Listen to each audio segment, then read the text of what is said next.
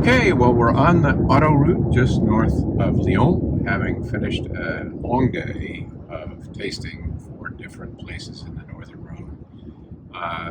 Lots and lots of wines, but it was a very good day because we got a good feel for three recent vintages, 2020, 2021, and 2022. Yeah, we tasted a lot of Syrah today, which is why our teeth didn't look like this. But it was great. We really did get a feel for the vintages. 2020, very, very hot vintage, very ripe.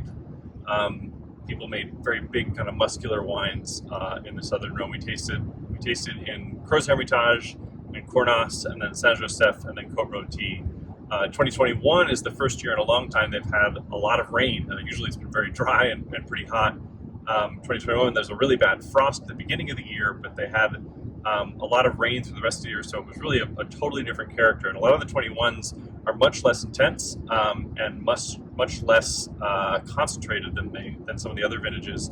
Kind of a break for our palates and a break for the drinkability window. I think it's going to be a lot earlier. Accessible, yeah. They're going to be sure. easier. They're friendlier, a little bit like the very 17s from Burgundy. So I think it's going to be a more user-friendly vintage. And then 22 is a very impressive vintage. Obviously, it's very young. We didn't taste any 22s from the bottles. They're all still in barrel or in tank.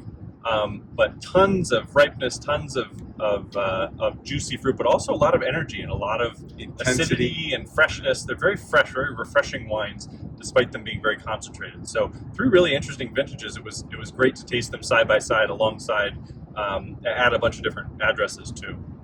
We started the day in Crozes Hermitage with Denis Basset, who's the winemaker at the Domaine Saint Clair. His 21s and 22s are just beautiful wines, lots of energy, lots of life. We then drove back across the river to Cornas, where we tasted with the Domaine Dumien Sirette. Nicolas Sirette's the winemaker there. We tasted from all of his barrels. It's a wonderful tasting, and his 22 is just as good as expected. After lunch, we drove up north to Saint Joseph, to the Domaine de Boisset, tasted some of their lovely whites and reds from 22, 21, and 19, and then finally up to the Côte-Rôtie, where we tasted with Christophe Bonifant and his daughter Leia. They're making just outstanding wines. Tasted their 21s and 22s as well, which are wonderful. All right, so we are, that marks the end of our 3 days in the Rhone Valley, and we're headed up now, driving through, I guess, the Beaujolais at this point, just north of Lyon, and headed up to Beaune, where we'll be for the rest of the trip. We've been sorting through our list of favorite restaurants there, and we have a pretty good list of them. You have to be a little bit careful because nobody's open on some days. Sunday and Monday are sort of a desert. And randomly Wednesday, every once in a while, it's just not but open. you need to track that as well as your places. And yet we have a good list of them. We're looking forward to get back and having some nice meals in Beaune. And that's it for tasting update number 3, and we'll see you back here tomorrow.